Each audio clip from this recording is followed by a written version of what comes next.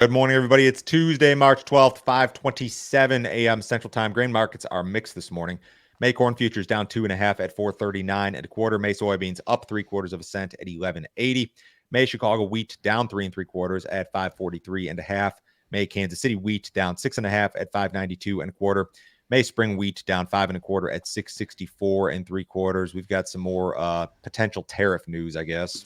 During a CNBC interview on Monday, former President Donald Trump stated that if he is reelected, he will likely reinstate tariffs on foreign goods. Trump believes that other countries are taking advantage of the U.S. and that the U.S. will gain power over other nations by imposing tariffs. During his administration from 2017 through 2021, Trump implemented tariffs on China, Mexico, the EU, and other nations.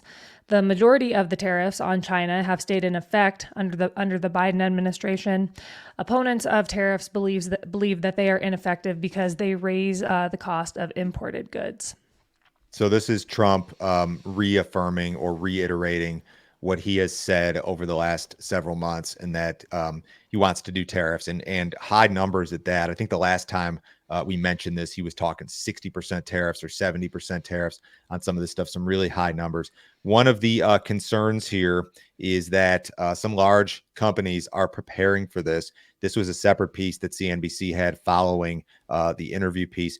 Global logistics companies tell CNBC that they have started planning for a potential Trump win in November and the strategies that will be needed to mitigate any additional tariffs, with Mexico a key import gateway for any escalation in the trade war against China begun under Trump and continued during the Biden presidency. One analyst said this. He expects any increase in tariffs during a second Trump presidency to lead to a greater shift in trade from China to Mexico to avoid the tariffs. That's already happening, with 15% of China's trade bound for the United States crossing the Mexican border as a result of Chinese companies setting up shop in Mexico or using Mexican ports. So that's all kind of interesting. And we know that I think last year it was reported that Mexico is now the largest trade partner of the United States, where it used to be China. So this is all kind of happening in real time, and that's no guarantee that Trump's going to be elected, but it sounds like a damn near guarantee that there's going to be tariffs if he is elected. To revisit what happened during the trade war in 2019 or 2018, rather, I put together a quick timeline for you guys. So in July of 2018, this is kind of like grain market specific stuff. July of 2018 is when China slapped tariffs on U.S. soybeans following the initial Trump tariffs. And that would have been like this big red bar that's in my circle to the left. That was June 2019. So the market fell off. I'm sorry, June 2018. So the market fell off into that and then sold off further following that announcement. It wasn't until May of 2019, so you're talking almost a year later, that USDA announced the MFP program, and then enrollment for MFP went through, I believe, December of 2019. So I know a lot of you guys will say, oh, well, if Trump starts a trade war, the government's going to pay us to like they did last time. And that may very well be true, but you got to remember last time it was like more than 12 months from the time that the trade war was started and prices got their ass kicked to the time you got an MFP check. It might have been longer than that. I don't know exactly when the checks went out, but it was a long time. And then January 2020, of course, they signed the phase 1 trade deal, but China didn't come in and start buying corn, soybeans until much later. It was like July or August that you started to see the Chinese purchases. So how do you see these logistics companies are preparing for a trade war? How do you prepare for it? That's a really good question. Doesn't mean you got to go forward market a whole bunch of soybeans when they've already fallen off $2 a bushel. It's a tough proposition. Bankruptcies in the Brazilian ag sector are increasing. Recent bumper crops have caused corn and soybean prices to decline, which has led to Brazilian farmers defaulting. As a result, Brazilian investment funds backed by agricultural debt are deteriorating. Last year, 127 Brazilian farmers went bankrupt. That's a relatively small number. However, the recent surge in bankruptcies is troubling. Also last year, the number of farmers applying for bankruptcy protection surged sixfold. It's anticipated that farmer bankruptcies will continue to increase because many delay payments, renegotiate debts, and default before turning to bankruptcy protection. So they started these funds, Brazilian investment funds backed by agricultural receivables, such as interest, dividends, and land lease payments. They started these things like 3 or 4 years ago, and they did really well for a while. And now it appears as if they're not doing so well.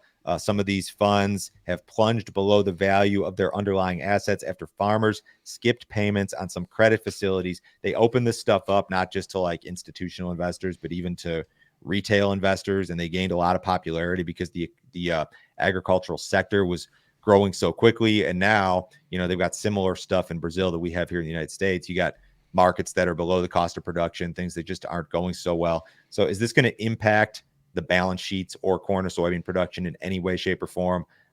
Not yet. I mean, Brazil is going to have a big soybean crop this year, big corn crop this year. I threw this chart together for two different reasons to illustrate that, okay, first off, it hasn't affected production at all. And maybe it will, maybe it won't. The second thing, and this is probably a separate topic, but I could do this all in one chart today. The U.S. corn crop is the biggest thing out there when it comes to crops and corn in particular, of course.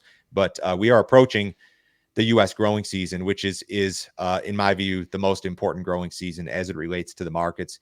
We're starting field work. There's going to be planting starting before you know it, if it hasn't started already. So just keep that in mind, that the U.S. growing season and the corn growing season in particular is, in my view, in my experience, it has the potential to be the biggest market mover. So be aware of that as we get into the growing season, guys.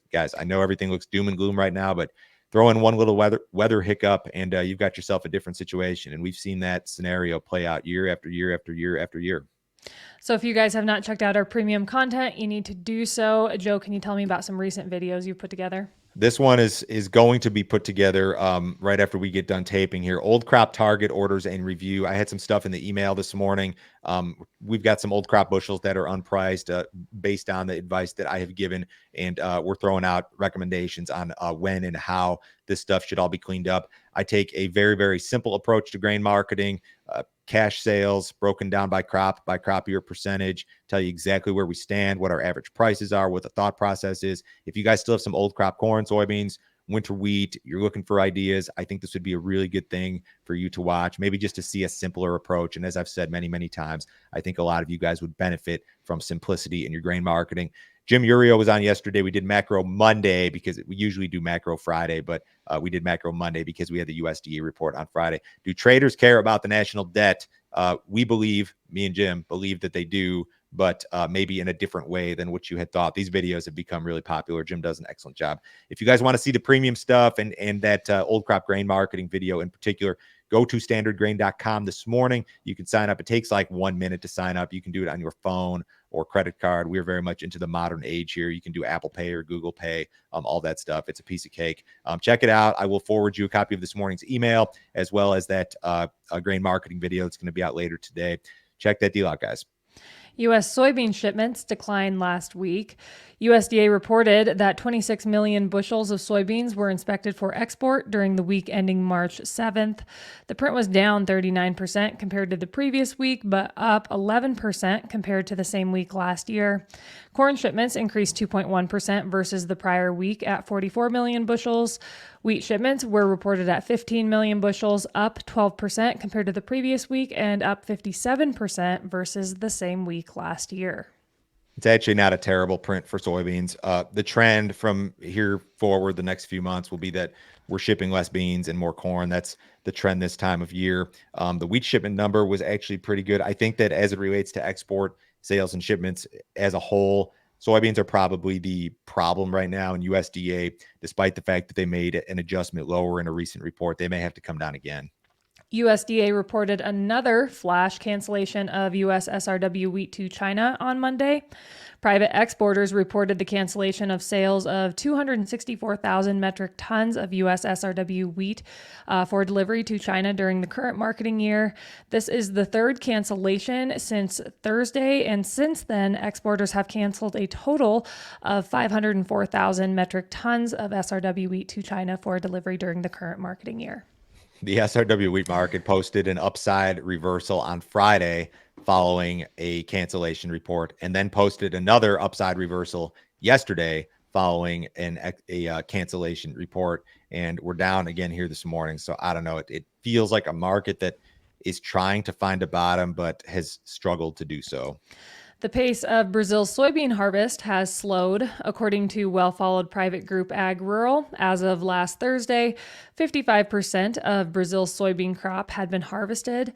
At this time last year, 53% of the crop was harvested. Rainfall has slowed harvest in over the last week. Ag Rural also reported that 93% of Brazil's second corn crop was planted as of last Thursday, up from 82% last year. Some of the, not going to say later, but the non-early soybean yields reportedly have been much better than the early stuff, which was more so impacted by drought. And now the weather situation is going to be more of a corn thing with this second corn crop. They're just wrapping up planting. They're going to need to catch the rains. There's some areas that have problems, not enough problems to garner any concern from the marketplace, I don't think, but that's going to kind of be the focus as we move forward. How do the later yields look? Looks like they're going to be better. And what's the weather look like for the second corn crop, which is 75% of Brazilian corn production? What did cattle do yesterday? They were mixed, mostly lower. Feeders were $1.37 lower to 37 cents higher. Live cattle were down 40 cents to 17 cents higher. Box beef was higher once again on Monday. Choice set a record high for the date, gaining $1.88 to close at 308.88. Select was up $1.45 to end the day at 298.88. Outside markets on Tuesday, U.S. dollars about flat. Stocks are mixed. Bonds up just a little bit. Crude oil is up 51 cents, and the May WTI at 78.04. Have a great day, guys. We'll talk to you on Wednesday.